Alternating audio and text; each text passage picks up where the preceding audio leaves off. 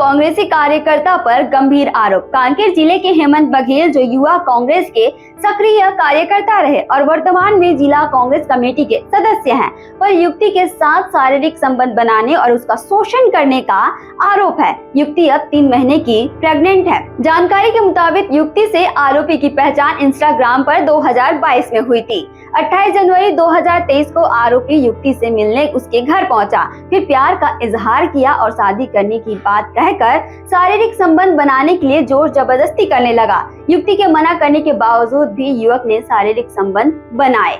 इसके बाद आरोपी लगातार पीड़िता के साथ 2 साल तक संबंध बनाता रहा, जिससे पीड़िता 3 महीने की प्रेग्नेंट हो गई।